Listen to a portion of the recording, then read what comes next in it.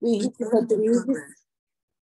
É uma alegria poder receber o Henrique Rodrigues, que é um amigo de longa data, é um parceiro de trabalho, né? Os dois né, escrevendo, os dois trabalhando pela leitura.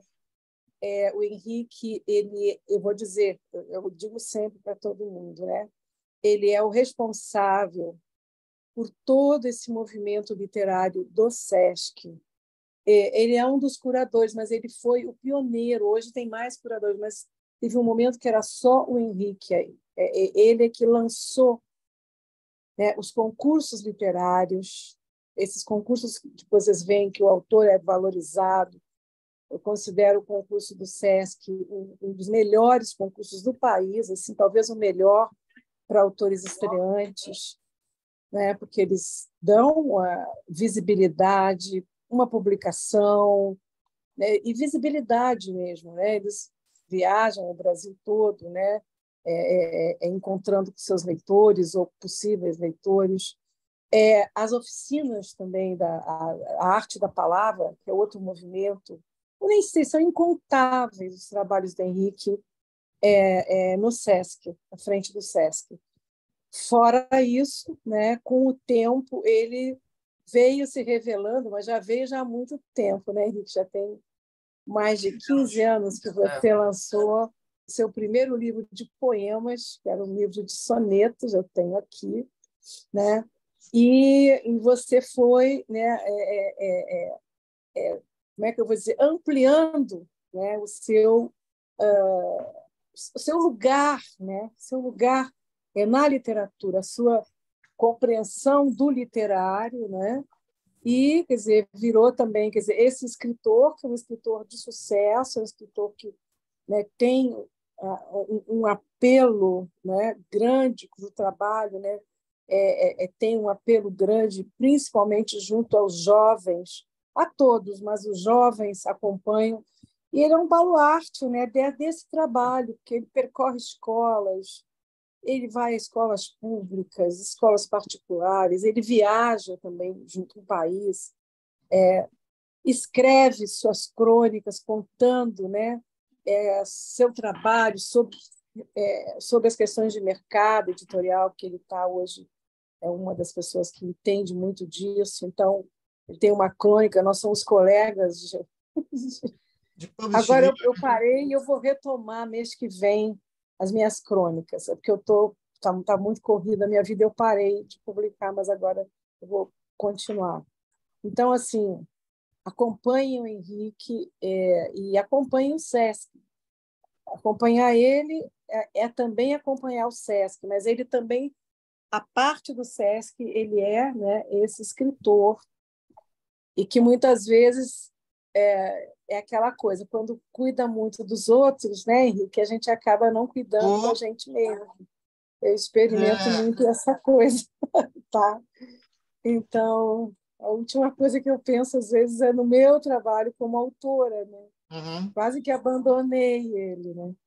Então, queria, assim, uma alegria te receber para falar desse livro em que você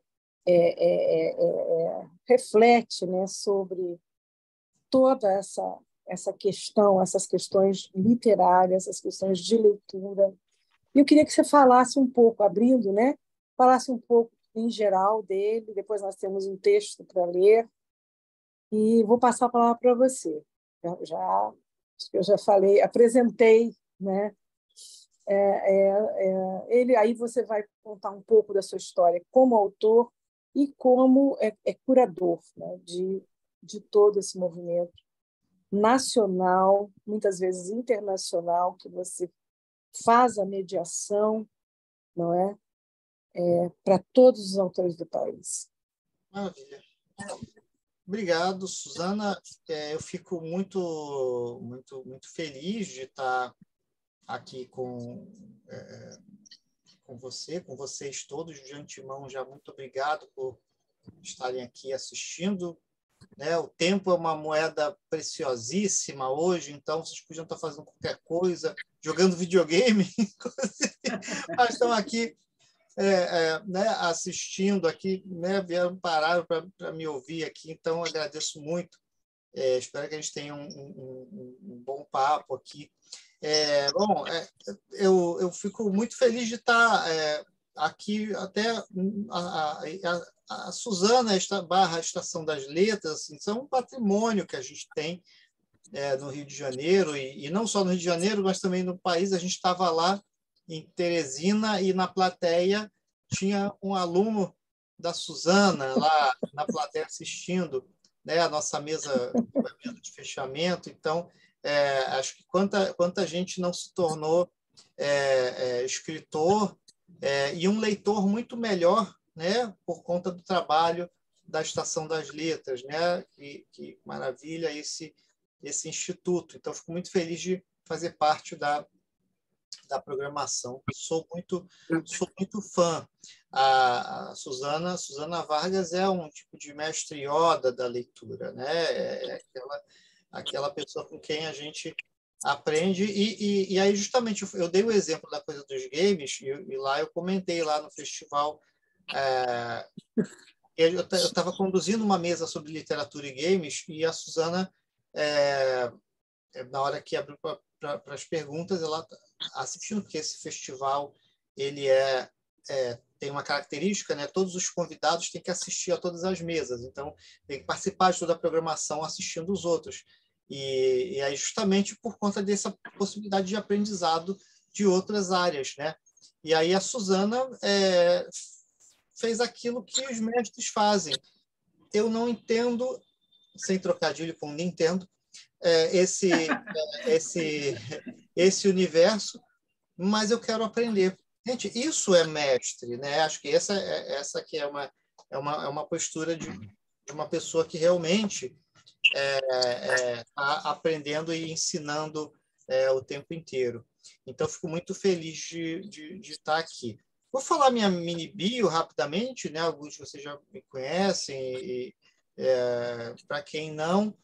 Bom, eu tenho 47 anos, eu moro em Jacarepaguá, sou de Seropédica, lá na Caixa Prego, né? Bem longe daqui, mas eu cresci em vários bairros né, do subúrbio do Rio de Janeiro, morei em Pavuna, Madureira, aqui em Jacarepaguá mesmo, já morei em um monte de lugar, estou aqui na região já há alguns anos. E eu sou de uma família muito pobre, eu sou meio que aquele clichê do menino que não tinha livros em casa, etc. Isso que eu acho que não sou uma minoria, infelizmente, esse é o quadro de uma maioria, né, que tem a primeira possibilidade de contato com o livro, com leitura na escola pública, e foi esse o meu caso. E eu tive a grande sorte de estudar no CIEP nos anos 80, e a minha mãe era empregada doméstica, e eu e o meu irmão, a gente com 10, eu com 10 e com 11 anos, aquela escola pública foi uma maravilha para a gente. E não trabalhava, a gente ficava no CIEP em tempo integral, e aí eu até lamento que, né, o formato do CIEP né, o formato original tenha sido descontinuado, né, como todas as coisas boas que acontecem, né, não viram política pública, viram política de governos, que governos mudam, e é isso que acontece. Mas eu tive esse privilégio de estar ali no CIEP, nesses anos de ouro do CIEP, e eu estudei em duas unidades do CIEP, uma em Irajá e outra na Praça Seca, e ali foi uma primeira grande mudança para mim, né? que aquela biblioteca do CIEP foi onde eu tive aquele primeiro grande contato com livros de leitura, e inclusive no estado do Rio de Janeiro, eu acho que foi a última vez que contrataram bibliotecários, né? Foi para trabalhar nas bibliotecas do CIEP, isso anos 80, né? E então eu adorava aquele espaço. Eu matava a aula para ficar na biblioteca, enfim, era uma beleza. Aí foi nesse CIEP, no segundo, lá na Praça Seca, quando eu ganhei um concurso de frases lá, que eu tinha 13 anos, estava na então oitava série, e falei que queria ser escritor. Pronto. 13 anos no CIEP, magro, feio, não melhorei. Eu só engordei, porque eu sou aquele menino que a minha mãe falava assim, come tudo para ficar bonito. Aí eu comia a minha parte, comia a sobra do meu irmão, eu comi, não fiquei bonito, eu fiquei diabético. Aí, come para ficar bonito. Foi uma experiência muito, muito bacana, que eu ganhei o concurso de frases e falei, quero ser escritor quando crescer. Aí, naturalmente, isso era uma piada, porque né, na época, então, um menino pobre, se nem tinha livro na minha casa, escrever livro era uma ideia muito, muito, muito absurda, muito abstrata, né? Porque ainda existe uma parcela grande da população até hoje que associa a ideia do livro como uma coisa esdrúxula, estranha, que não é uma coisa que se tenha um valor como objeto, algo para você ter em casa, ou então uma coisa excêntrica para pessoas ricas. Ainda existe essa percepção em muitas famílias. E só que aí eu guardei essa ideia, e ela permaneceu comigo no coração, e aí eu fui tocando a vida, fiquei mais velho, fazia ensino médio, comecei a trabalhar no McDonald's, dos meus 15 aos 18 anos, trabalhei no McDonald's, que foi também uma experiência de vida muito, muito, muito interessante. E eu gostava de poesia nessa época, a galera, né, eu não tinha muito quem me oferecesse, né? Hoje eu acho legal que até no nosso trabalho a gente tem muita coisa para oferecer para a galera jovem, né? Porque a adolescência é uma etapa muito difícil da vida. Acho que em nenhum momento da história foi fácil ter entre 11 e 17, 18 anos, nem acho que para ninguém é fácil. E hoje existem programas, ideias, projetos, essa coisa do protagonismo dos jovens, o Estatuto da Juventude é recente, né? Então é tudo muito novo. Mas não, ali anos 80, 90, não, era uma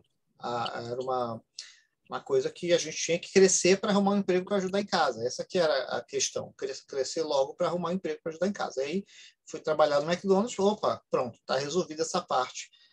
Mas eu precisava de algo mais, a vida não era suficiente, isso era e ler poesia, assim, onde quer que eu conseguisse, mesmo que eu não entendesse, mas eu tinha uma impressão de que tinha alguma coisa ali a mais que falava com algum desejo de transcendência e tal. E aí eu comecei a descobrir uma facilidade para decorar poemas, e aí juntou com outra característica da juventude, né, da adolescência, que é a vontade de pegar alguém. Então, aí eu decorava os sonetos do Vinícius de Moraes, do Drummond, Bandeira, tudo. Aí eu escrevia para as meninas e dizia que eu que tinha feito. Eu posso escrever um poema para você, sim, tudo, meu amor, você atento antes, com tal ele sempre tanto. E aí eu entregava e dizia que eu que tinha feito, tal, aquela coisa. E aí, ai, que lindo, tal, que bonito. Eu que fiz, fiz agora, acabei de fazer. E aí isso foi trazendo uma vontade maior de entender esse universo, porque era engraçado, porque essa era a minha relação com a literatura. A relação aquilo, né, Suzana, que a gente falou lá, a minha relação com a escola não era boa com a literatura. Na escola era outro tipo de literatura com a qual que era alguma coisa para passar de ano, uma coisa estranha, chata, que tinha que fazer escansão dos versos do Camões, aí eu nem lia como poesia, algo que queria me dizer alguma coisa. Outro dia eu lembrei disso, não, já tem um tempinho que eu fui dar uma aula sobre Camões para uma galera, e aí eu me lembrei disso, né? Como Camões foi apresentado para mim como uma coisa já esquisita, ruim, para ser debulhada, escansão, você com 13 anos tem que fazer escansão de soneto. Coitada, ninguém vai. Não, eu acho que é melhor ensinar poesia de outras formas, como uma coisa de prazer, bacana, lúdica. Então, a escola acabou, o ensino médio, né, a leitura, se no fundamental para mim foi muito bom, no CIEP, no ensino médio não foi bom. Então, a minha relação com literatura acabou sendo por esse lado. Mas aí, assim, naquele contexto aí, 17 anos e tal, meus colegas, alguns, né, poucos do McDonald's, estavam fazendo vestibular. E ainda era uma coisa, ninguém na minha família tinha entrado na faculdade, e alguém falou para mim: Henrique, você gosta de poesia? Eu gostava de fazer rap também, fazer essas coisas. E você devia fazer uma faculdade de letras, isso aí vai te ajudar e tal. Alguém falou isso para mim, aí foi daquelas coisas que alguém fala e você guarda. E aí eu me empolguei com essa ideia, e aí em casa também acharam estranho, porque essa coisa de faculdade era para rico. E hoje eu falo muito isso com a galera mais nova, porque felizmente essa distância diminuiu um pouco. Você falar para, né, o acesso à universidade pelos pobres, pretos, pardos, pobres, é o famoso PPP, né? Se tornou, se não melhor, mas pelo menos menos ruim, né? Mas o fato é que chegar na faculdade eu estou falando já agora de 1994, era muito muito difícil, era uma coisa que não era para a gente, era uma ideia que não, faculdade não é para a gente. Meu padrasto queria que eu fosse militar, e aí eu dizia: eu não quero ser militar, eu já trabalho no McDonald's, eu já tenho meu uniforme, eu já faço coisas mecânicas, eu já sirvo, eu quero outras coisas, eu preciso de outras coisas. E aí um processo muito difícil, né, de você ter que brigar em casa para querer estudar. E estudar foi minha transgressão, né? Eu nunca fiz merda na adolescência, então minha transgressão não foi pichar, minha transgressão foi estudar, foi virar escritor. E aí eu me livrei do quartel, bebi uma água, lá eu ia servir, mas eu bebi água com açúcar lá para fazer o exame de sangue, a glicose saiu alta, beça, e aí eu me livrei do quartel. Foi até engraçado, porque quando eu levei o exame, o cara falou assim: ó, a glicose aqui, meu pai, por ironia, era diabético, e por ironia eu sou diabético. Mas não era na época. Mas aí estava lá, minha glicose cento e tal, e aí o cara falou: olha, sua glicose aqui está muito alta, seu pai é diabético, você é praticamente diabético, e aqui no quartel não tem nada de comida dietética, essas frescuras, não. Você vai querer servir mesmo? Eu falei: não quero dar trabalho para vocês. Tá? Então, aí eu fiquei muito humilde, assim, então, tá bom, vou ter que deixar passar essa oportunidade. Eu me livrei da aeronáutica, porque eu tinha, nesse meio tempo, eu passei na UERJ, passei na faculdade de letras, e aí eu achei, caramba, e aí foi, né, assim como aconteceu no CIEP, aí foi o segundo salto para a minha vida, que foi entrar na faculdade, outro universo que se desdobrou na minha frente, e amigos maravilhosos e tal. E aí, nessa época, aconteciam as rodas de leitura no CCBB, organizadas pela Susana Vargas. E aí eu ia lá com os amigos, e aí comecei a ver escritores de verdade. E como aquilo era interessante. E aí teve um programa na UERJ, tinha um programa chamado Escritor Visitante, em que escritores ficavam lá durante um tempo longo, ministrando oficina de criação literária. E aí, gente, eu fui aluno do Sérgio Santana, de contos. Aí Na depois... estação, né? Não, na UERJ. Na UERJ? Na UERJ, no programa de escritor visitante. Eu fui aluno do Ferreira Goulart.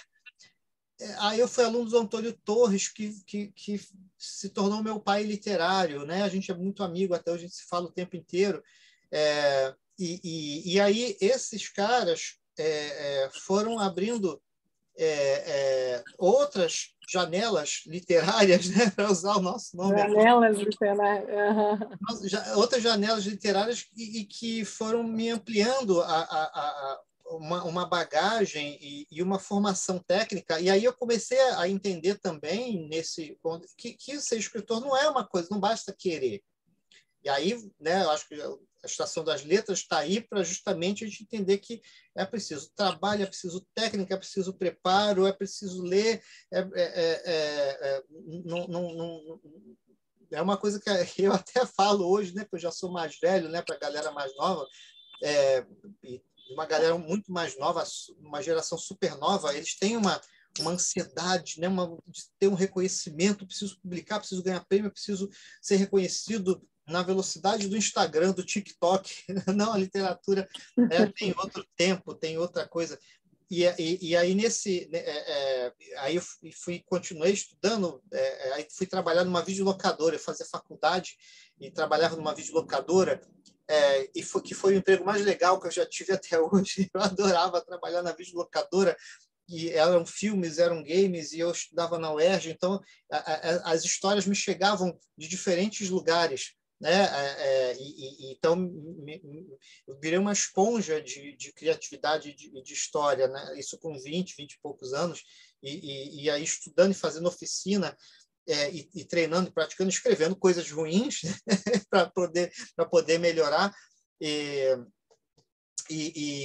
o tempo foi passando, aí depois aí eu comecei aí fui fazer mestrado e tudo, aí já saí, fui para a PUC, fiz uma pós-graduação em jornalismo cultural na UERJ também, que foi muito legal. Eu tenho grandes amigos de lá até hoje, aliás, um deles é o Marcelo Moutinho, meu grande camarada, né, da literatura, a gente que estava aí a gente também vai começando a encontrar a nossa galera, né?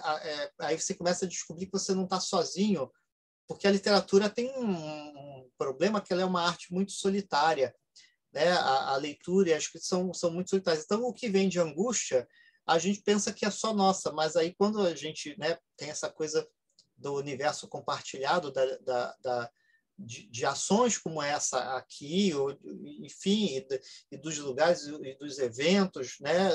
E você descobre que você não está sozinho na sua angústia, né? E a gente vai encontrando nossos camaradas, nossos parceiros, e aí essa foi uma outra fase muito boa. Aquelas pessoas, né, que são os nossos leitores beta, né? Eu escrevo, eu falei do Marcelo Moutinho, por exemplo, a gente é amigo desde essa época. Desde então, tudo que eu escrevo e vou publicar, ele lê e copy-desca, e vice-versa. Não tem nada que o Marcelo Moutinho tenha publicado até hoje que eu não tenha lido e dado pitaco. Isso é muito importante para quem escreve literatura, assim, porque você não passa pelo elogio fácil, que é uma armadilha muito ruim, né? Você receber esses elogios, parecer que você é genial, e aí quando vê, na verdade, não era lá essas coisas. Isso resolve o ego em curto prazo, mas em médio e longo prazo te ferra. Então é preciso ter essas pessoas que, do seu lado, vão falar a real mesmo. Então, isso também, com o passar do tempo, foi muito, muito importante. Mas aí, assim, aí eu comecei a trabalhar no SESC, né? Depois, nessa área de gestão cultural, e comecei como eu digo, ficar da parte do lado de dentro do balcão da literatura, né? Esse lado né, do qual a Suzana também faz parte, né? O lado de dentro do balcão. E foi interessante porque eu comecei a entender o sistema literário brasileiro de outras formas. Aí nisso a gente criou o Prêmio Sesc de Literatura, que está aí até hoje, fazendo 20 anos, né? E aí quando eu tinha 30 anos, aí enfim, antes eu publiquei livro em antologia, que acho que como muita gente começa, né? Uma antologia aqui, outra ali. Mas aí quando eu tinha 30 anos, aí calhou de um poema que eu fiz e parar no e-mail da Luciana Vilas Boas, que era a então diretora editorial da Record. E foi parar era um poema sobre maternidade e tal. E aí calhou né, eu passei por umas pessoas que repassaram, que foi parar nela, e aí eu esbarrei com ela numa Bienal do Livro, e aí ela me estendeu a mão e falou: eu quero publicar um livro de poesia seu. Aquela loteria, né, aquela coisa que acontece uma vez, né, a cada 1000 anos. Aí eu falei, caramba, aí eu tive aquela sensação de um ponto de virada na vida. Falei, se eu não apertar a mão dela agora, a minha vida nunca mais vai ser a mesma. Eu vou perder uma grande oportunidade. E aí saiu o meu primeiro livro, né, de poesia, chamado A Musa Diluída, em 2006, 17 anos depois de eu falar que queria ser escritor, né? Então, quando a galera pergunta quanto tempo você levou para ser escritor, eu falei, entre dizer que eu quero ser escritor e publicar o meu primeiro livro e sentir assim, agora eu sou um escritor, publiquei meu livro, foram 17 anos, e 17 anos muito importantes de formação, né? Nesse meio tempo, eu escrevia resenhas para o JB, para a Tribuna da Imprensa, para o Prosa e Verso do Globo, tudo de jornal que fechou. Né? Eu sou um fechador de jornal. Não existe mais nenhum deles. Mas foi uma experiência interessante, né? Escrever resenha para jornal, também tudo. Então foi. Aí depois disso as coisas começaram a acontecer. Aí veio o segundo livro, depois o terceiro. Aí, assim, como eu tive uma formação técnica bem criteriosa, porque na faculdade eu descobri uma coisa. Eu descobri que para eu ser escritor não bastava eu ser bom. Porque aí eu descobri que os grandes escritores também, tal, quem tinha os acessos eram as pessoas de uma classe média, né, da qual eu não pertencia, a qual eu não pertencia. Eu não tinha contatos, eu não tinha. Eu era um aluno de letras, enfim, que queria, assim como tantas outras pessoas, fazer um livro, publicar, enfim, se expressar. E aí eu descobri uma coisa, não basta eu ser bom, porque essa coisa da meritocracia, né, que a gente sai muito atrás, eu tô em total desvantagem, eu não vou conseguir. Então não basta eu ser bom, eu preciso ser muito bom. Então eu estudei tudo que é tipo de texto, eu praticava conto, crônica, poesia, eu domino todas as formas clássicas, né, do soneto, do sestina, quadra, do cordel, tudo. Eu passei a dominar tudo isso como se estivesse treinando karatê. E aí, assim, agora eu dominei tal golpe, agora eu vou dominar outro. Tá? Agora eu vou passar esse semestre estudando a crônica. Aí eu lia o Massaú de Moisés, né? Todos esses teóricos e tal. E aí pegava dicas com a galera, lia tudo que eu achasse mais importante. Eu mergulhava na biblioteca da UERJ, depois da PUC, enquanto tinha a coisa dos estudos mesmo. E aí, com isso, eu acabei tendo uma formação técnica que acabou me dando algumas habilidades diferenciadas. Por isso que hoje eu sou meio bombril literário. Né? Eu me defino como um bombril literário, que eu escrevo, inclusive, coisas que são difíceis, uma parte muito difícil, que é a literatura para criança. Como é difícil. Eu sempre achei a parte mais difícil, porque parece fácil, mas não é, assim como a poesia, né, Susana? Parece fácil, mas justamente por ter menos texto é que cada palavra pesa. É importante. Um livro para criança, ele não pode ter gordura nenhuma. Se tiver, é uma gordura proposital, é um torresmo, que precisa estar lá, tem que ser suculento, tem que ser. Então, eu passei a poder escrever para diferentes. Aí eu fui escrevendo crônica para lá, poesia para cá, infantil para lá, juvenil para lá. Aí veio o romance, que eu falei que eu trabalhei no McDonald's, o meu romance se passa dentro de um fast food. Eu criei um romance, porque também nisso vem uma questão para mim, que é falar dos invisíveis sociais, né? É de onde eu venho também. O que me interessa dizer? Me interessa dizer, eu sou um escritor de periferia também. Isso é uma questão. Eu não posso deixar deixar para lá o meu olhar sobre o mundo. Então, eu quis colocar como protagonista um atendente de lanchonete. O que se passa na cabeça de um atendente de lanchonete na era Collor. E aí é um livro que me dá muita felicidade, porque ele é muito trabalhado em escola pública. Eu adoro o contato com adolescentes, com jovens, né? Ensino médio, assim, é sempre uma coisa muito legal. E aí, nisso, o tempo foi passando e aí já foram 22, 23 livros assim que já saíram. E um desses últimos é Fábulas Cabulosas, do qual vocês leram um continho, que é um livro que, de todos esses que eu falei, eu acho que é o livro que mais se parece comigo, porque eu sou uma pessoa boba. Eu não sou sério. Eu estudei o meu doutorado, eu fiz doutorado na PUC também, então meu doutorado foi sobre humor e poesia. Qualquer lugar... Eu sou uma pessoa boba, é a primeira vez que alguém fazer essa declaração aqui. Eu tive peste bobônica, né? Eu faço trocadilho, aquela pessoa que faz trocadilho o tempo inteiro sou eu. Você sabe, sempre tem alguém que faz trocadilho, no grupo sou eu, é uma função social. Então, esse livro, acho que de todos foi o que tem mais na minha cara, que é de pegar pegar uma coisa que é clássica e fazer uma paródia. Assim. Aí, eu tinha feito... quando eu fazia crônica, né, eu escrevia crônica lá para o Rascunho, e aí eu fiz o Jornal Rascunho, né, que não conhece lá do Paraná, Curitiba, lá do Rodrigo Pereira. Aí eu fiz uma crônica parodiando assim o Pinóquio, aí como o Pinóquio ficaria nas redes sociais hoje em dia e tal. Aí a galera gostou, aí pediram outro, aí eu fiz da João e Maria, que saíram de casa porque tinha um problema com o Wi-Fi, aí um negócio assim, aí fui...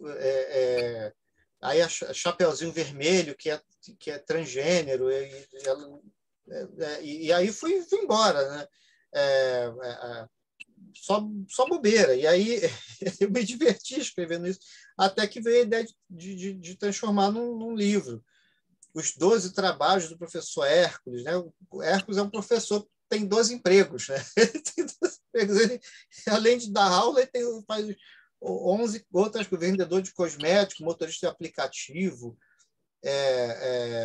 vendedor de quentinha, faz frete, é locutor, vendedor de miçanga, enfim. E aí eu fui explorando esse livro que saiu pela Rocco, e é o que está aí. E depois dele eu lancei um infantil, né, pela editora Dimensão, chamado Condutor a Corda, lá da Cunha, que é uma super guerreira pela leitura.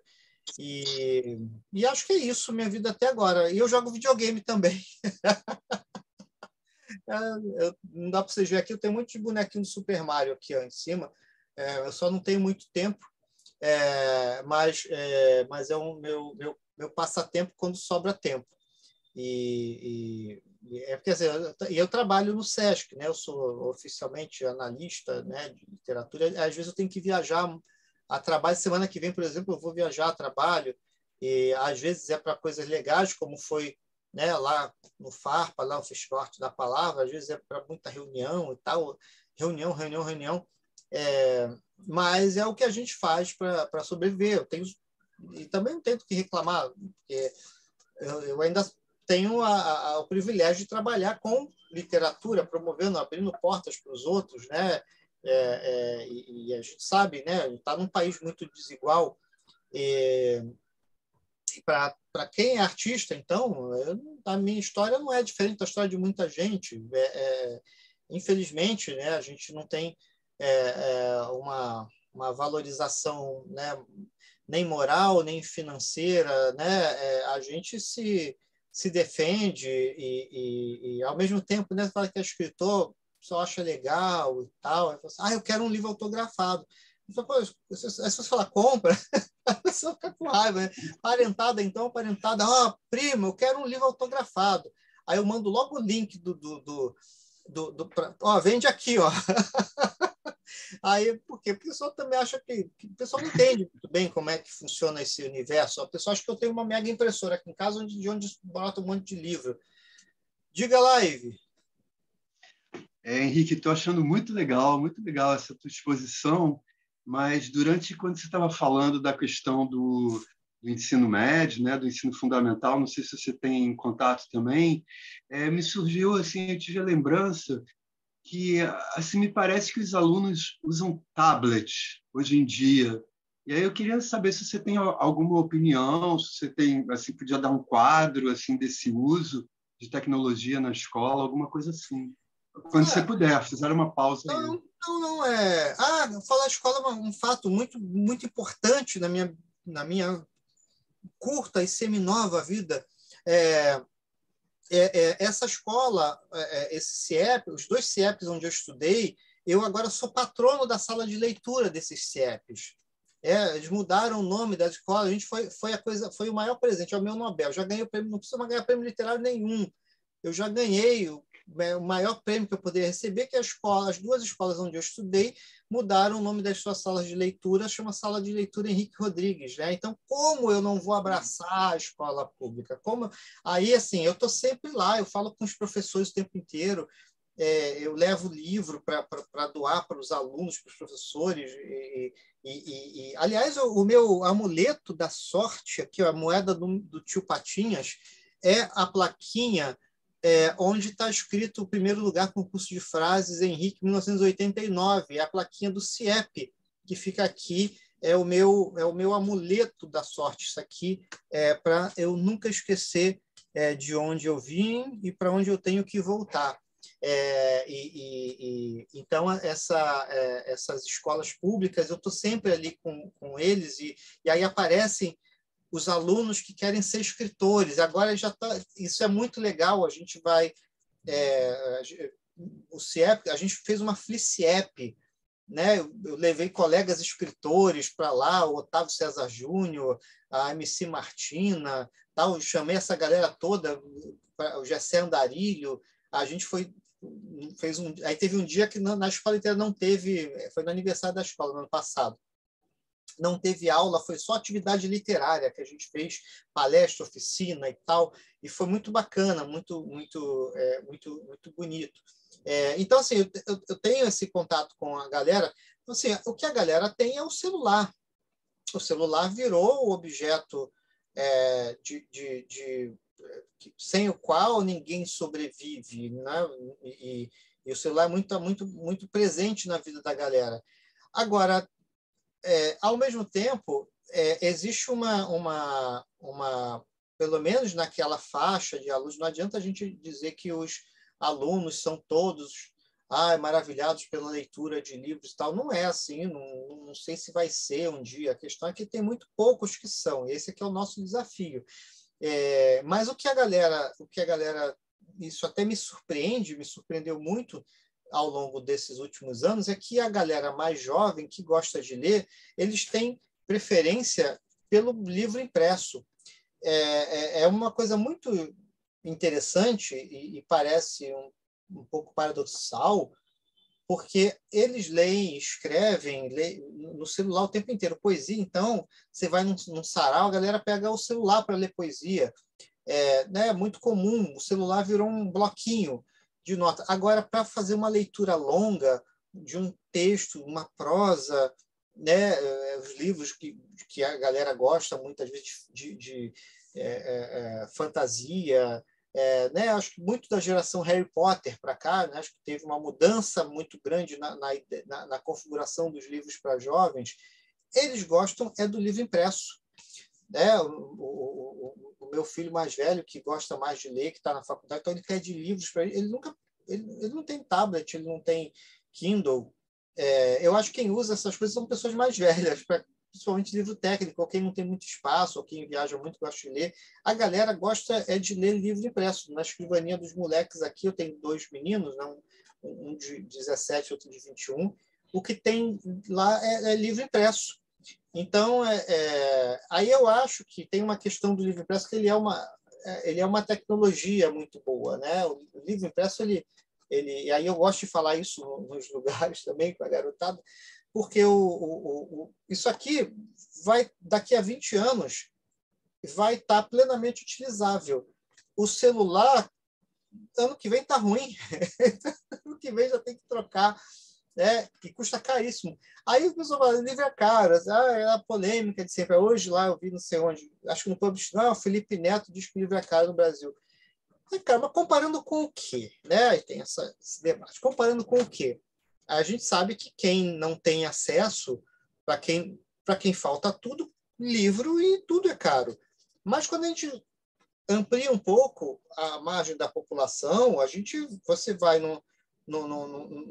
você vê a galera que todo mundo tem um celular de 2, 3, 4 mil reais, e aí livro é caro.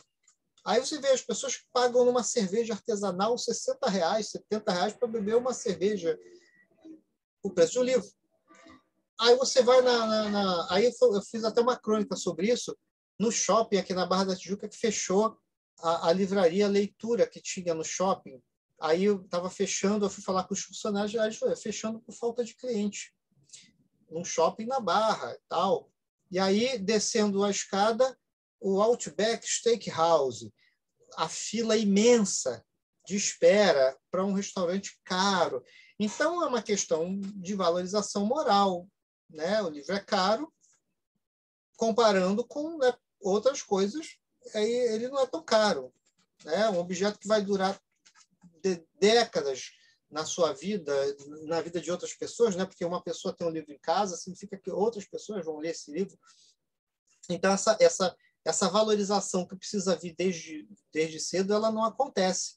Tem aquele texto do Décio Pignatari, né? Que o paleolhar da televisão, né? Que ele fala que no Brasil, diferentemente de outros países, pulou-se do rádio para a televisão.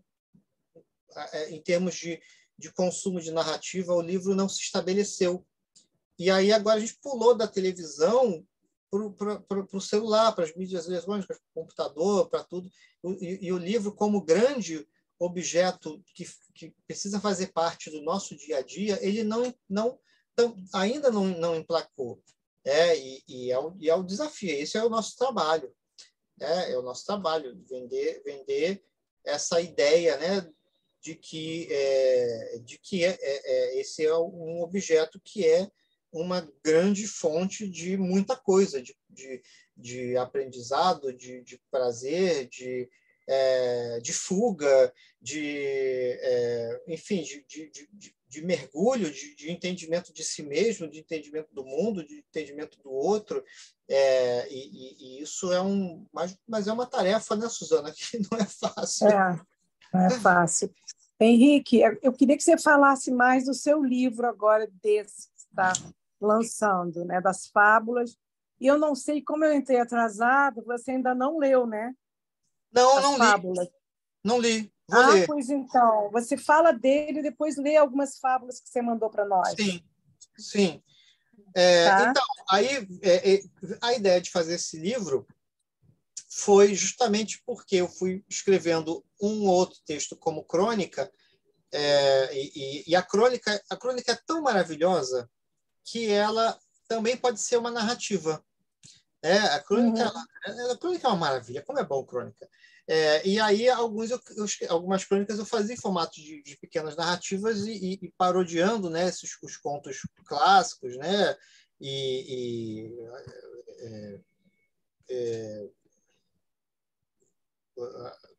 aí fui me divertindo com isso, e a galera foi se divertindo e foi pedindo mais, e aí quando eu vi, eu tinha já um número de historinhas, acho que são 20 aqui, Parda de Neve, ó, que podia configurar um livro para a galera mais jovem, ou jovens e adultos, né? Não é um livro para criança, porque tem um monte de referência aqui que eu acho que a galerinha mais nova não é para eles, mas é um livro na linha do meu autor preferido, que é Milor Fernandes, né? Milor Fernandes foi o meu objeto de mestrado, e eu tive a sorte de ele ter lido a minha dissertação, né?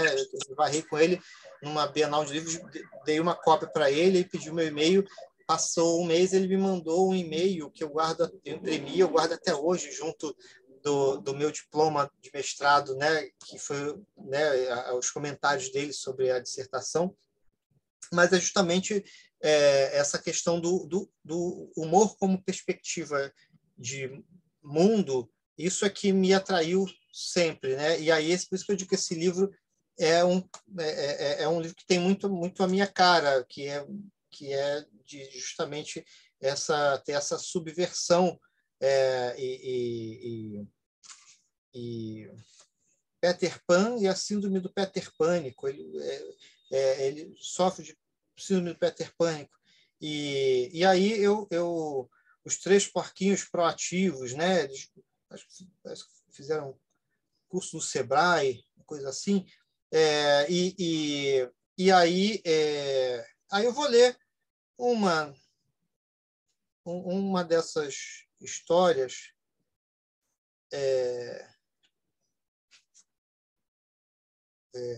O último, inclusive, é A Lebre e a Tartaruga. Eu escrevi em forma de texto de teatro ainda, como se tivesse uma cena, né, da Lebre e a Tartaruga. Vamos lá. A Tatiana perguntou se ia projetar, né, Tatiana? Não sei. Isso, vou colocar aqui para você poder fazer a leitura. Então tá. Eu vou ler na tela, então. É isso? Tá, então tá.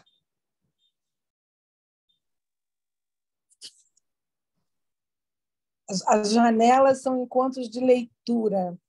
E a gente dá um pedacinho do livro, que é como se fosse uma prova do doce para as pessoas comprarem o doce. Compra, gente. Tá? Compra, gente. Me ajuda. A gente só ganha 10%. Tá bom o tamanho. A gente só ganha 10% quando vende. Gente, você sabe que isso é uma coisa muito doida, porque, antes, só um comentário rápido, muita gente, acho que a gente tem que ter uma educação sobre o mundo editorial. As pessoas não fazem ideia. Quando falam assim, um livro é caro, custa R$50 o livro. Num processo, na melhor das situações, ou seja, você tem uma editora que paga, porque nem toda editora paga direito autoral, também tem isso, e falar sobre isso às vezes é polêmica, não pode falar. Mas, na melhor da situação, quando aquele livro vender por R$50, o autor vai ganhar R$5, vai ganhar 10%. O escritor é o garçom da literatura, ele só ganha a gorjetinha de 10% do livro vendido. Aí por isso que a gente tem que trabalhar, porque livro não dá dinheiro, tem que vender muito para poder pagar o feijão com arroz. Exato. Vamos lá. A Pequena Sereia, meia lá, meia cá. Era uma vez o mar, essa vastidão enigmática do mundo que significa tanto a origem da vida no planeta quanto o local onde residem os maiores perigos, que é tanto a belezura do horizonte quanto a fonte de um catatal de afogamentos. Contraponto do céu, onde não tem quase nada, quanto mais se afunda, mais se sente pressionado nas densidades abissais. Olha, já previ o negócio lá do Titanic. Né? O mar, multidão invisível de mistérios, em cuja Atlântida posseidam palitos dentes com espinhas de grandes e pobres baleias vitimadas pelo canibalismo ancestral dos mitos antigos. O mar, em cuja base descansam vários aviões afundados, enquanto no céu não se vê submarino algum. E por aí vai. Foi nesse ambiente paradoxal que nasceu Ariel, a Pequena Sereia, uma princesinha que desde pequena foi cercada por confusões de toda ordem. Ainda na escolinha, era trollada pelos crustáceos idiotas porque receberam um nome que, assim como Darcy, Alcione ou Cris, servia para os gêneros masculino e feminino. Consta que os pais escolheram Ariel entre os nomes unissex internacionais, Robin, Alex, Pat, para deixarem abertas as opções de gênero da filha ou filho. seguindo as orientações de sexólogos heterodoxos e a desconfiança de pedagogos ortodoxos. Mas se esse fosse o único problema de Ariel, seria tranquilo. Ela sofria com as impossibilidades típicas dos mestiços. Ora, queria ser totalmente peixe para acusar os mares no anonimato e não ter aquele monte de preocupação na cabeça. Ora, queria ser totalmente humana para curtir a vida num shopping ou simplesmente sair correndo por aí. E ainda havia o problema das refeições. Ariel odiava peixe. As crises de bipolaridade foram piorando à medida que a sereia crescia, ampliadas pelas redes sociais que mostravam o tempo todo tanto humanos quanto peixes postando. Peixe posta é algo para não esquecer. Sempre uma vida de felicidade plena. Sim, na história, os celulares são a prova d'água, uma vez que as empresas não iriam deixar passar esse filão de mercado. Seu pai, o rei Tritão, que no vulgo era apelidado de Fritão, uma vez que vivia ostentando um bronzeado que vinha à tona, olha o alerta de trocadilho, nos meses mais quentes, sempre tentava consolar a filha. Lembrava que sua linhagem vinha de grandes deuses surgidos da depuração da espécie, lembrando as versões que fracassaram no meio do caminho. Minha filha, podia ser pior. Há muitas gerações, nossos antepassados vinham ao contrário, com pernas humanas e cabeça de peixe. Uma coisa horrorosa. Mas Ariel, como toda heroína, não se contentava com o que lhe for oferecido. Queria mais e, contrariando a expectativa da família para uma vida cheia de mimos e privilégios reais, largou tudo e se enveredou pelos 7 mares. Na verdade, só por 2 ou 3. Conseguiu um estágio num parque aquático em Orlando, ficando amiga de umas orcas amicíssimas, alguns golfinhos viciados em entorpecente de baiacu e umas focas que viviam naquela constante felicidade dos tubos. O problema foi quando exigiram que Ariel começasse a cantar, na expectativa de deixar os frequentadores do parque siderados o suficiente para gastarem todo o seu dinheiro na lojinha de souvenir. No entanto, a jovem sereia era bastante desprovida de talento musical, fazendo com que o refrão de Let It Go soasse como uma gralha estressada e que ela logo fosse demitida. Afogada em dívidas, a jovem sereia seguiu a deriva pelos oceanos até chegar totalmente esgotada a uma costa. Antes de desmaiar, pensou: nadei, nadei e vou morrer na praia. Mas, ao despertar, viu-se socorrida por um sujeito estranho, metade homem, metade cavalo. Sou de peixes, mas meu ascendente é Sagitário, disse ela, sorridente. Ao fim, sereia e Centauro se deram bem, e danados que só já tiveram meia dúzia de cavalos marinhos. Moral: filho de peixe é uma ova. E é isso.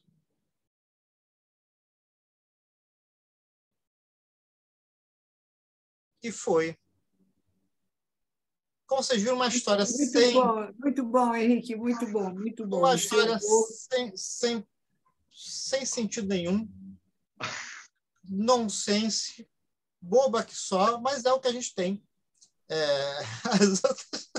As outras não ficam muito atrás, não. É só bobeira.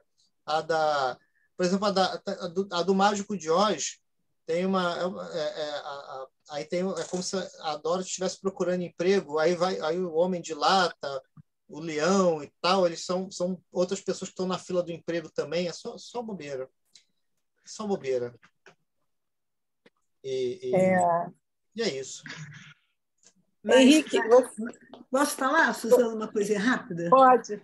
Leva essa intertextualidade que acontece aí nessa história, leva o leitor que não conhece essa outra parte que a gente conhece das histórias verdadeiras, se interessarem. E isso é que forma leitor. Porque quem gosta de ler, mas o que é isso que eu vi aqui e não entendi muito bem? Então, vai levando uma leitura, leva a outra. Eu achei genial, não achei nada de bobeira. A partir de agora, eu vou adotar bobeira na minha vida, porque foi muito bom. Faz bem. Não, tem, assim, é claro que, tecnicamente, né, eu não vou ficar banalizando o meu trabalho, né, também, isso aqui é a técnica do reconto. Né, o reconto, que inclusive é uma categoria até da Fenelis, né, né, de premiação, né? No universo da literatura infanto-juvenil é muito comum você escrever uma história que já foi escrita. É como acontece o tempo inteiro. A Disney é a rainha do reconto, né? Pegou, botou açúcar nas histórias, nas histórias clássicas, e algumas delas que já eram recontos também, algumas vindas da tradição oral. Mas aí tem essa questão que quem está lendo precisa conhecer as outras referências. Por isso que eu falei que para criança pequena, esse livro não é para criança pequena, porque a criança não vai entender nada disso aqui. Um monte de referência que talvez precise ser uma pessoa um pouquinho mais velha, né? Não uma criança. Mas é divertido a coisa da paródia, né? Da subversão, né? do estabelecido, que é a questão do humor, né? O lance do humor é você subverter aquilo que as pessoas já têm como certo, né? Como estabelecido. Né? E cabe ao professor também dirigir, por exemplo, não digo para criança muito pequena, mas, por exemplo, 8º ano, 9º ano, a professora se obriga a fazer pesquisa, saber do que se trata, para orientar os leitores, e pode adotar, e isso é uma pegada incrível, porque você estimula o leitor e o professor. Porque hoje é muito comum o professor saber de uma obra porque leu uma teoria, um trabalho acadêmico sobre a obra, mas não leu a obra. Então, esse seu trabalho, acho que ajuda isso, o professor se obrigar a se inteirar do qual é o assunto que está ali por trás da bobeira. Isso aí. Maravilha. E assim, tem a questão do professor, da professora que lê. Isso também é uma questão que eu tenho batido muito nessa tecla, porque a forma tradicional de apresentação de literatura, na maioria dos lugares, é uma doideira. Ainda é assim, o ensino médio está muito difícil, né? A gente comentou isso lá lá no Farpa. Assim, muita gente, toda vez que eu vou falar num lugar, aí eu pergunto assim, quando eu falo, gente, a escola vai ensinar a ler literatura, e aí muita gente é sufocada com essas leituras obrigatórias e tal. E aí a galera, muita gente concorda, assim, caramba, aconteceu comigo. E Suzana, oi, Suzana. Oba. Oi. Diga. O que aconteceu com você? Então, aí o que costuma acontecer? Aí a galera concorda que a forma de ensinar literatura ela tá muito ainda presa a formatos antigos, né? E eu acho que é uma questão que precisa ser revista, mudar do currículo do ensino, tem que sair dessa coisa do barroco, arcadismo, decore o barroco, o arcadismo, modernismo, realismo, blá, blá, blá, blá, blá, blá, blá. Esse formato não está legal, não funciona mais, a galera tá em outra. Então é preciso mudar isso, trazer. Por isso que eu acho legal a presença dos escritores nas escolas, tal, para que tenha um entendimento de que a literatura precisa dialogar, não que precise tudo ser literatura contemporânea, a gente precisa conhecer os clássicos, mas não dá para tacar um Brás Cubas para uma criança de 11 anos. Não dá para tacar um Camões numa criança de 10, 12 anos. Eu sei que antigamente, antigamente o ensino era forte, aí decorava-se todo Castro Alves com 8 anos. Não, mas hoje não é mais assim. Hoje o livro está concorrendo com outras coisas, a percepção de mundo é outra, o timing é outro. A gente tem que dar uma mexida nisso aí. E eu acho que o humor pode ser uma saída também, né? Acho que o humor pode ser uma saída. Assim, Henrique, eu não sei se você está me ouvindo, eu estou com um problema Eu estou com um problema, sabe de quê? De internet na minha casa. Então, às vezes, eu fico tentando procurar um lugar melhor, porque eu já estou... Essa semana toda foi assim. Mas eu queria falar com você assim, sobre essa percepção que você está tendo como escritor da literatura, né? Como você faz esses recontos, né? Numa linguagem, numa outra linguagem, de uma outra perspectiva, né? Eu acho que esse é um trabalho que precisa ser feito mesmo. É uma linguagem que a criança ela entende, o jovem entende, se identifica. Sim. Né? Ele entende. Então, eu compreendo isso que você fala que é a bobeira, que não é bobeira de forma nenhuma, tá? É o primeiro autor que eu vejo aqui falar que eu só falo, como é? Eu sou boba. Eu sou uma pessoa boba. Eu sou uma pessoa boba, eu só falo bobeira. E de forma nenhuma, né? É uma das pessoas que mais compreende literatura na sua amplitude, mercado, o valor, né, da leitura e das questões de criação literária. Então, você sabe que esse teu trabalho é um trabalho importante, né? Então, eu acho isso assim. A minha pergunta para você é a seguinte: assim, quando é que você se deu conta, né, de que precisava entrar nesse métier, quer dizer, desenvolver, né, o trabalho dessa forma, né? Por exemplo, você tem essas brincadeiras, né, esses trava-línguas, você tem já alguns textos, livros, junto com outros autores, inclusive, sim, né? Sim, que são também uma forma de chamar a atenção para a linguagem, né? Sim. Queria que você falasse um pouco, desse alguns exemplos. Gente, são de uma criatividade enorme, né? Enorme. Acho que tem até um livro aqui, por exemplo, esse aqui que chama Alho por Alho, Dente por Dente, que é um livro de poesia que eu fiz com um amigo meu, o André Moura, que são poemas poemas pegando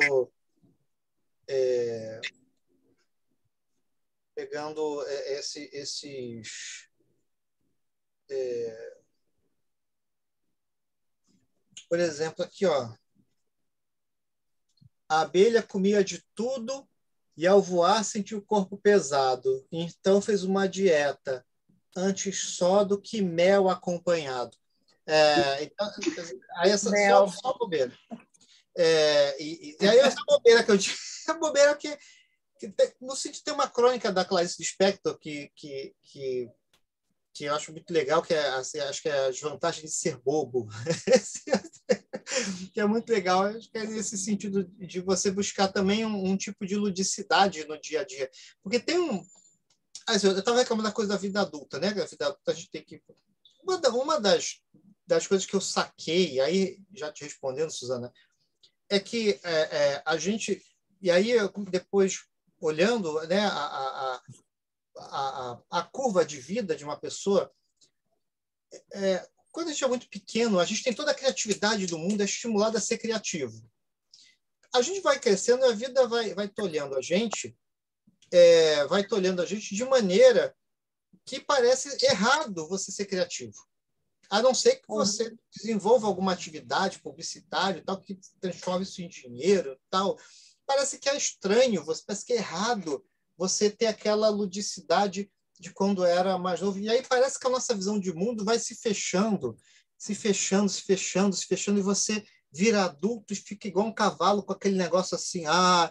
E isso é uma coisa contra a qual eu sempre lutei. E aí tem uma frase do Milor Fernandes, assim, que a infantilidade é uma longa conquista. Né? Que maravilha essa frase. Isso é um aprendizado. Maravilhosa, maravilhosa. Precisa se manter lúdico o tempo inteiro. E aí eu acho que essa noção me veio conforme eu fui ficando mais velho. Eu achava que assim, eu vou voltar a dizer que eu sou bobo. Eu sempre fui bobo, assim. Bobo com esse sentido lúdico. Por exemplo, a minha tia, eu gostava minha tia que faleceu e tal, quando eu era pequeno, eu tirava o som da novela e ficava fazendo dublagem boba dos personagens e tal. Eu adorava fazer ela rir, me divertia com isso. Então, aí eu fui crescendo e aí vendo que as outras pessoas foram ficando sérias. Eu não entendia, por que vai todo mundo ficando sério, fechado, cara amarrado e chatos? Eu não quero isso, né? Sisudo, né? E você sendo desestimulado a você, assim, aí por isso que as pessoas que são do mundo da arte sofrem tanta discriminação, né? Eu, no meu próprio grupo de trabalho, né, no SESC, na própria instituição, as pessoas das áreas administrativas e não sei o que lá, todas, né, vestidas, todas sérias, aquelas camisas do PowerPoint, balança o braço, faz o PowerPoint, aí PowerPoint, aí falam aqueles monte de termos em inglês, os stakeholders, não sei o que lá. E aí caraca, mas isso é uma bosta. Eu não quero ser um ser humano assim, eu quero ser um ser humano lúdico. Eu acho que eu gosto de videogame por causa disso também. Eu busco uma ludicidade nas coisas. Então, as diferentes formas de fazer literatura, elas são uma forma que eu tenho de vai contra essa coisa de você se tornar uma múmia viva. E a gente caretice, né, também, né? Essa coisa careta e séria. O problema é a seriedade como meta, né? Porque o oposto do riso não é o choro, o oposto do riso é o sério. Porque o riso e o choro, né, são Milor Fernandes também. Entre o riso e o choro só existe o nariz.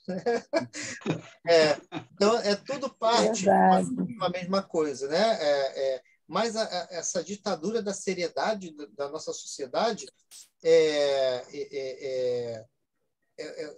isso é esquisito, né? A gente tem que combater isso. Por quê? Porque a gente tem que lembrar que, gente, a melhor fase da nossa existência foi quando a gente era livre para ser criativo. Então, por que isso precisa acabar? Não tem que acabar. A gente tem que ser, nós temos que ser como... E até a coisa dos livros, né? Vocês reparem, há todo um estímulo para crianças lerem, né? Ai, meu filho, minha filha adora livro. É comum. E aí esse interesse vai diminuindo à medida que as pessoas vão crescendo, até chegar na desgraça da leitura do vestibular, que se torna uma leitura utilitária, né, do Enem e tudo. Tem que reduzir uma obra literária a esquemas fixos para passar numa prova. Então, é uma jornada né, que eu acho que cada pessoa tem uma jornada própria em relação à leitura e à escrita. Então, essa história pessoal da leitura de cada indivíduo, ela precisa considerar essa curva. Ela tem que ser uma curva que seja crescente e vá se mantendo, e não uma curva decrescente. é normal uma criança gostar de livro.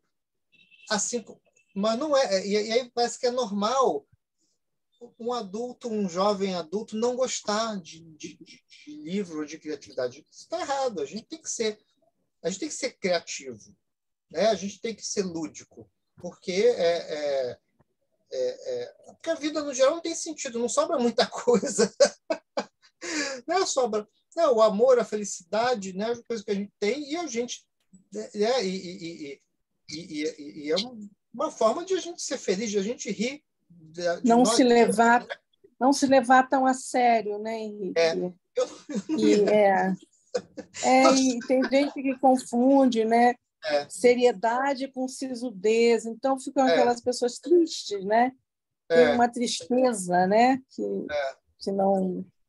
não faz bem a nada, nem a ninguém, né? é. Tem um comentário ali da Daniele, a coisa da desconstrução de classes, o uso da gíria, adorei o trollar, o uso do time no tempo atual, tecnologia. É muito interessante que o Pato Henrique está faltando lúdico, a bobeira que às vezes beira o diálogo do louco. É isso aí. É isso aí, Daniele. Que, assim, a gente tem que ser menino maluquinho, né? Quando louco, a gente tem que ser, tem que botar uma panela na nossa cabeça e ser aquela figura meio maluquinha, assim, né? A gente pode a gente pode não ter os melhores cargos e salários nos lugares, mas eu acho que a gente no fundo é mais feliz. Henrique, você também não falou do seu a rua do escritor, É? de crônica, né? Deixa eu só falar um pouquinho, que eu vi o humor também, porque, lógico, na crônica tem aquele negócio de ser passageiro, de falar do que é atual e tal, e o humor, né? Então, ele fala, tem uma hora que você falou no livro, numa das crônicas, que diz assim, para falar que o escritor tem que ter uma linguagem ágil, interessante, tudo. Ele fala assim, porque eu não curto obesidade mórbida, falando daquele escritor que bota muita gordura no seu texto. Esse livro dele é cheio, esse seu livro, o livro dele é ótimo, é cheio de coisas hilárias também. Até o nome dos contos, um dos últimos contos, se não me engano, é o Mercadão de Madureira. Então, é um negócio. Meu coração é um Mercadão de Madureira. Eu fui lá no Eu Mercadão sempre de quis Madureira. escrever essa frase. Há anos eu falei, eu queria muito escrever essa frase em algum lugar, achei. Aí foi muito bom.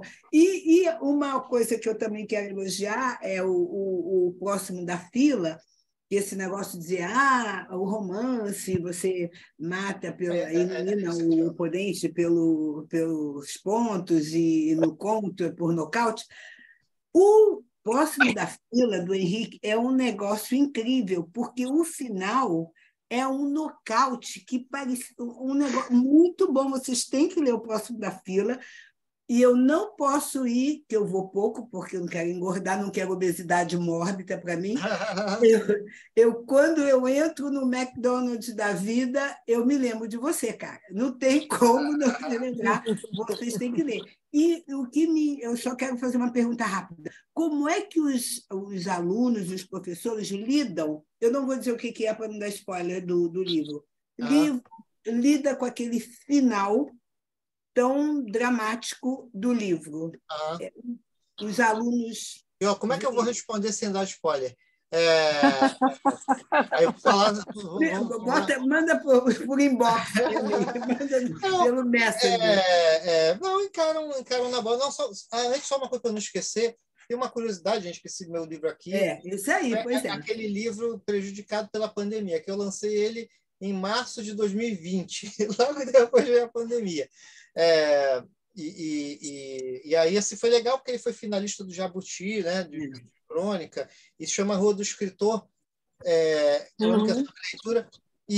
São porque, aulas de fato, literatura. São aulas de literatura. porque, de fato, ó, eu morei na Rua do Escritor. Ó, aqui é uma foto lá da rua onde eu morei, uma ruazinha aqui.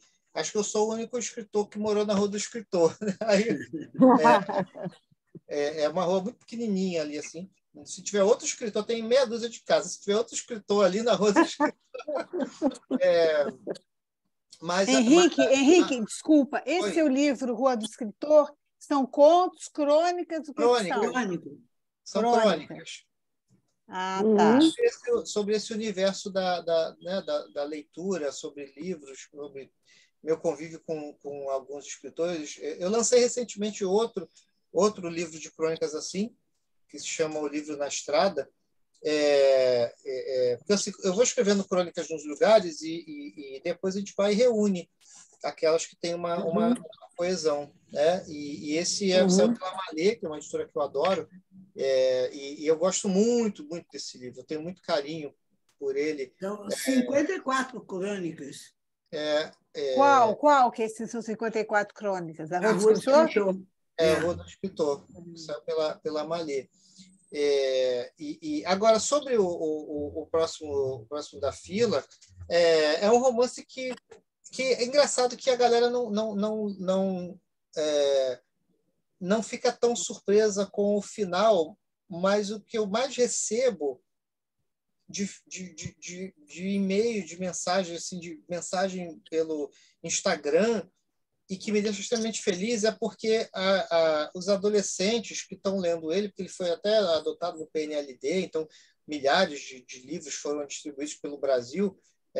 Eu não sei porque Goiás, o interior de Goiás, tem muita escola que trabalha esse livro. Eu recebo muita mensagem de alunos de Goiás e eles se veem representados no livro.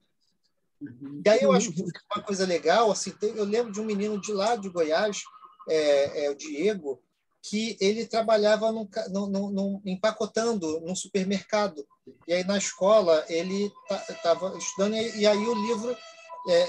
porque o livro é um romance de formação, então trata de tudo do entorno de um adolescente pobre que está ali a vida dele e a sociedade, né, via uma lanchonete fast food querendo transformar ele em máquina, e ele tentando entender essa coisa toda, e questões amorosas, questões familiares e tudo.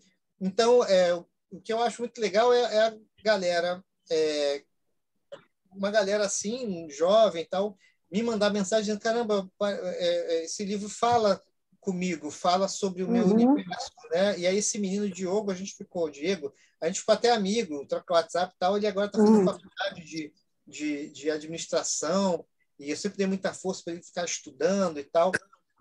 Então, isso eu acho que é um retorno que me deixa muito, muito, muito feliz, ter a galera dizendo. E aí é engraçado que alguns perguntam se aconteceu comigo o que aconteceu com os personagens, com o personagem principal ali, porque sabem que eu trabalhei no McDonald's e tal. E aí tem uma cena de um acidente dentro da lanchonete muito cruel, assim, e aí pergunto se aconteceu comigo. Não, aí eu tenho que dizer que não, é ficção. Mas é um processo muito, muito legal. A ideia de você se comunicar com alguém que você não sabe quem é. Aí tem um lance que aí, para mim, foi a ideia de publicar tornar público, ou seja, deixou de ser privado. E aí dá uma leveza, porque a gente, quando a gente está escrevendo, quando a gente nunca publicou, a gente tem uma questão que parece que o texto, o livro, é uma extensão da gente. E às vezes a gente cria sei lá, não sei se é um vício, mas uma relação que é de muita proximidade. Aí você publicou, pronto.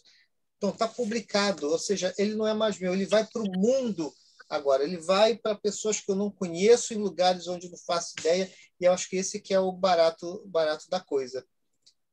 Só uma perguntinha. O próximo da fila, então, é um romance que se passa com um atendente de um fast food. Fast É food, isso? isso, nos anos 90, na era Collor. Eu quis pegar justamente um período que esse livro saiu em 2015.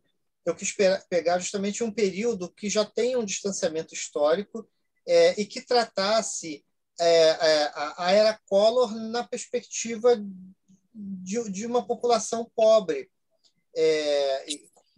Porque assim, tem essa questão, né, do jovem e tal, e tem uma questão histórica que a galera hoje não faz ideia do que era do que era ser pobre na hiperinflação, por exemplo, que você não podia guardar dinheiro no bolso, né?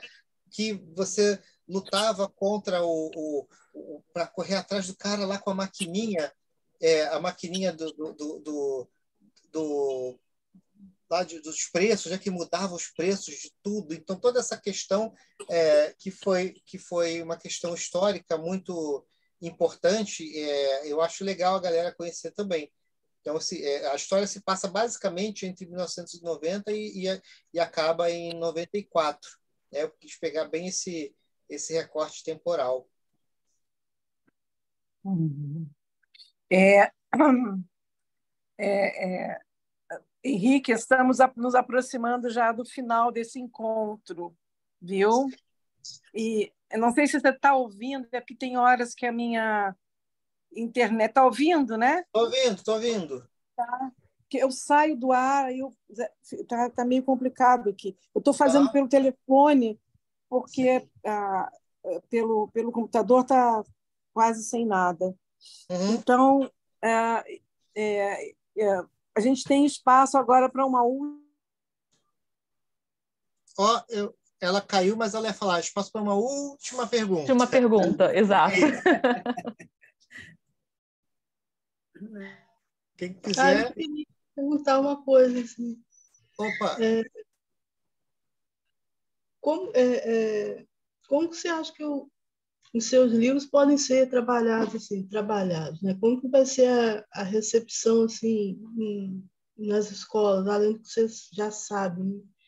Porque eu achei muito interessante essa coisa da desconstrução, da coisa da brincadeira, porque quando você pega um livro, sempre essa coisa que a Suzana falou, tem que ser sisudo, tem que ser uma coisa séria, e a pessoa vai amarrada para ler, ou se quiser escrever também, vai toda amarrada, né?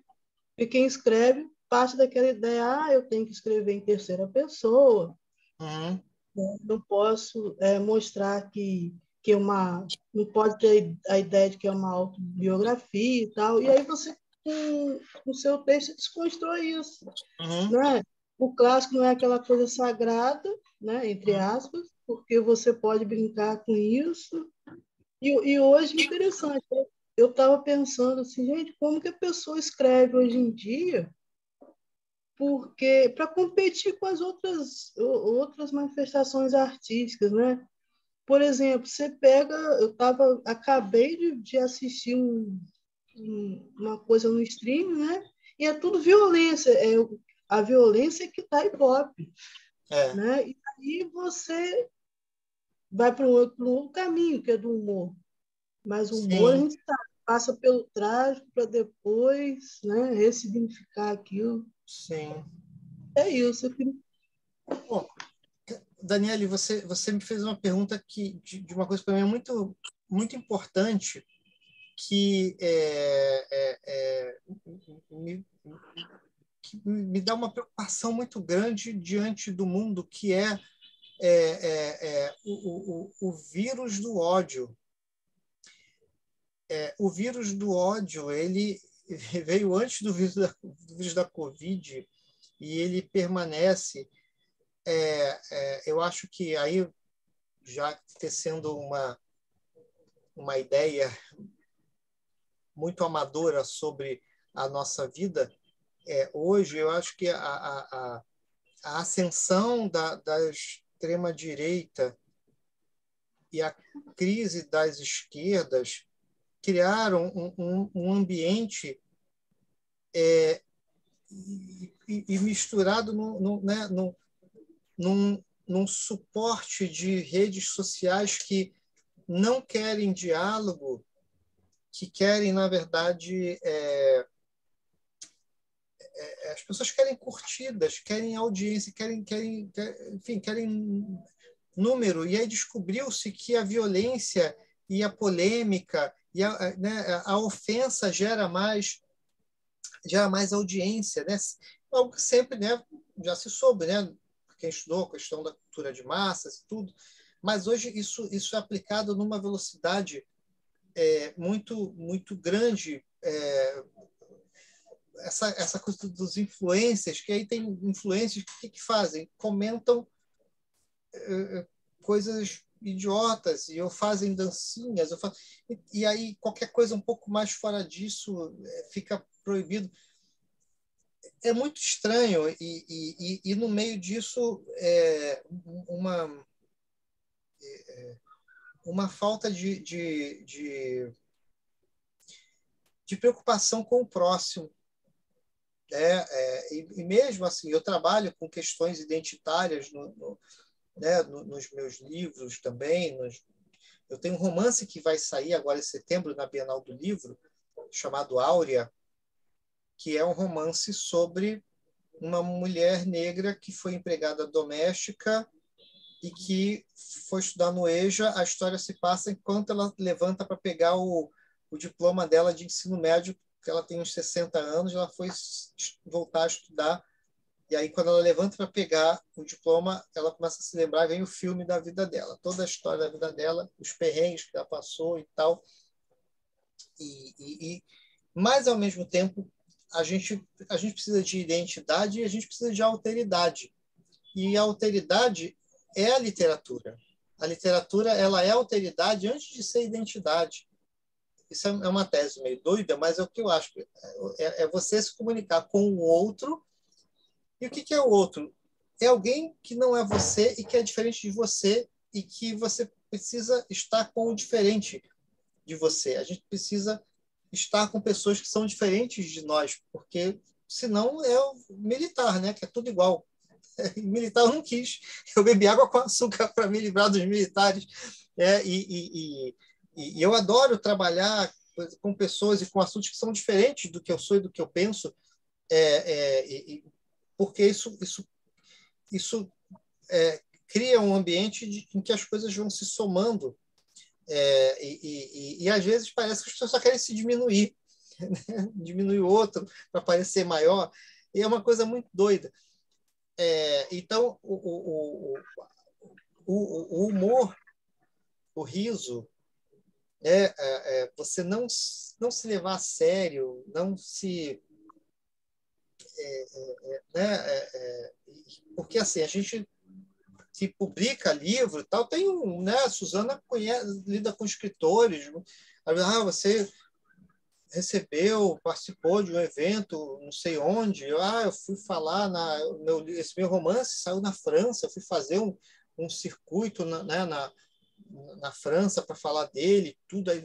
Meu Deus, eu sou o máximo.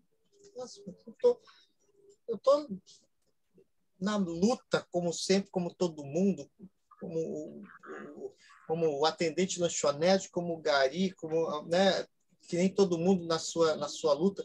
E aí é uma coisa que aí eu dei essa volta toda para responder a sua pergunta, para tentar responder, que esse diálogo nas escolas, que é onde eu acho que é onde eu fico mais feliz, assim, muito feliz, né, numa escola, uma escola pública, falando com aquela garotada, com os professores, e aí eu peço palmas para os professores, sempre peço palmas para os professores ficam emocionados. E aí eu tenho que lembrar para a galera, é a profissão mais importante do mundo. Vocês sabiam disso? Porque a galera hoje está perguntando, professora, você dá aula, você trabalha ou você só dá aula? Olha que doido! Então chegamos num ponto em que a gente precisa, às vezes, dar uma chacoalhada nas ideias. Agora precisa ser uma chacoalhada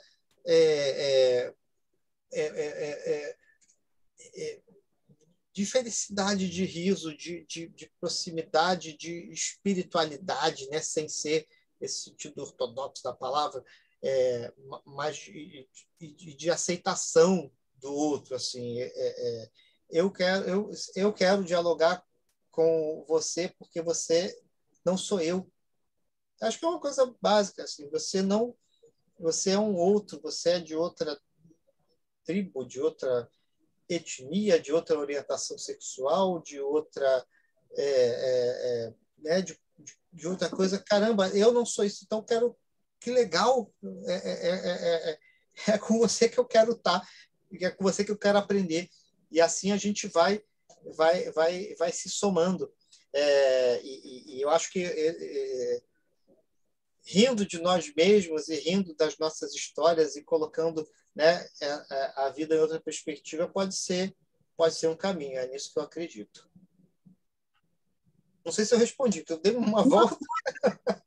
Ele respondeu, tá todo mundo muito imprensado, pressionado, ninguém tá todo mundo no seu drama, ninguém está conseguindo olhar para o outro. E se não tiver um respiro, aí eu lembrei do cara que instalou a caixa d'água daqui de casa. Aí colocou um cano, nunca tinha visto, né, os caras fazerem isso. Colocou um cano aberto para cima. Eu falei, para que é isso? Ah, isso é um respiro, né, para não dar um vácuo nos canos. E o humor é isso, né? Você ri de si, ri do outro, pensar, peraí, o negócio não é nesse ritmo que a gente está levando. Tem que ter uma parada, né? Se assentar e conseguir ver o outro, né? Sem humor, sem a arte. E eu concordo com você, a alteridade é com literatura. Eu não consigo ver o outro assim, de uma forma privilegiada como eu vejo com a literatura. Se você vê no cinema, você vê na música, mas a literatura tem aquele tempo né? de digerir, né? O cinema não tem esse tempo, né? Te direciona. Aí eu estava falando dessa série que eu estava vendo. Já começou o cara perdendo o emprego, o filho bateu, não vou falar qual série, mas perdeu o emprego, o cara bateu no outro, a mulher já veio reclamando. Pô, legal, tal, mas a vida real não é isso, tem que ter umas pausas, uns respiros, né? Mas a gente está vivendo assim mesmo, sem pausa, pressionado o tempo todo. E eu, como professora, eu não sou professora de literatura, eu sou de filosofia no ensino médio. E um dia eu levei lá uns livros do Trevisan, do Machado de Assis, e um escritor contemporâneo e tal, e eles adoraram, né? A menina adorou aquele conto lá do Gato Incrustado, acho, do Allan Poe, e o aluno teve uma pessoa, acho que foi Maria Alice, não se assustam, não. Não, a gente que é classe pobre e tal, a gente não se assusta com essas coisas que a gente vê na nossa rua, né? A gente vê no a gente consegue ressignificar, entender aquilo, mas a gente não se assusta tanto, porque faz parte do cotidiano da gente. Mas mesmo a gente precisa de um respiro, né? Precisa de um tempo para digerir essas coisas. E teve um grupo que gostou muito de um texto do Marcelino Freire, né? Porque é aquela linguagem mais, né? Aquela linguagem mais direta e tal, e atual, e aí eles se identificaram. Acho que a escola precisa disso. A gente, nós professores, precisamos disso. A gente também está muito rabugento, muito... enfim, a gente está, né, como todo mundo, pressionado por tudo. Sua E a escola é coisa do Estado? assustado, né? Não, a sua escola é aula no Estado. Eu dou aula no estado do Rio, no interior. Interior, tá. Então, muito bom. Legal. Suzana, você está falando sem mais som, tempo. Suzana. O microfone está desligado. Não, eu estou assim, estou com um problema aqui sério, porque a câmera sai, eu fico sem ver, eu fico buscando sem ver você, buscando a imagem, mesmo no celular tá ruim. e às vezes eu perco trechos inteiros do que você fala. Tá assim bem, é a primeira vez que eu enfrento isso assim aqui. Eu acho que vou ter que ver a internet da casa. Mas assim, estamos chegando assim no final desse encontro. A Tatiana já está me sinalizando que tem um horário que o Zoom corta. E aí a gente começa a ficar, nós começamos a ficar nervosos de medo do Zoom. Antes da gente se despedir, o Zoom cortar a reunião, né? Não é, Tatiana? Tatiana. Gente, mas a gente está quase 2 horas aqui, ó. Já fica quase 2. E aí a Tati, Suzana, está chegando o horário, né? Fica assim. Mas, assim, Henrique, a gente tem que organizar aí um dia um bate-papo com outros profissionais, né? Sobre essas questões todas, viu? Que eu estou vendo assim que aqui, né, nós temos um grupo que está interessado, né, nessas questões todas, né, da literatura, qual literatura, né? Como é que você, né, vai chamar a atenção, principalmente do jovem, né, para a literatura? Então, essa é uma grande questão, né?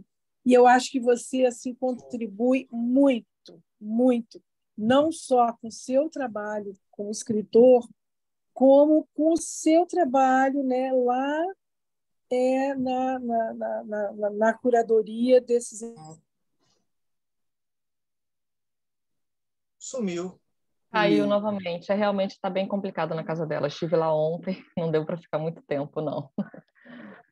Tá difícil a internet lá. Mas é isso, acho que ela queria agradecer, né, a tua presença. Eu estava no meio do elogio, Ah, Suzana é uma querida. É uma querida. Tá voltando ela, ó.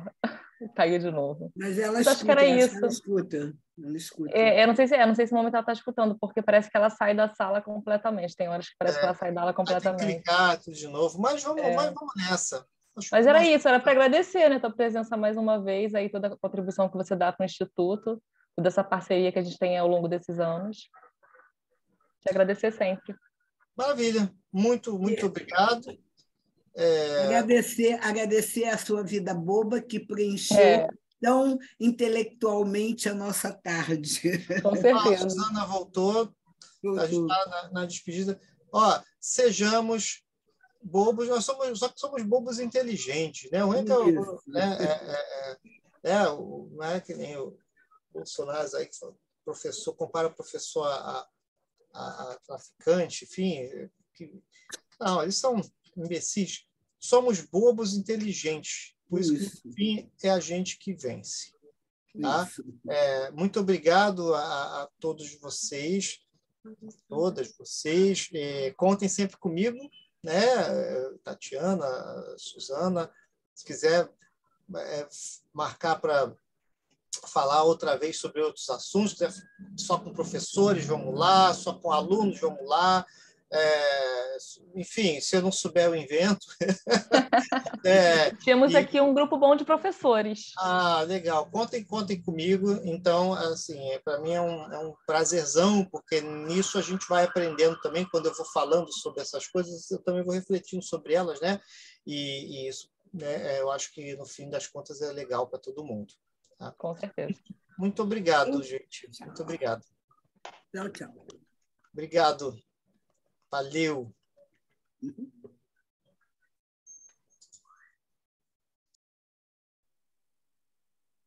Suzana está sem som de novo, não.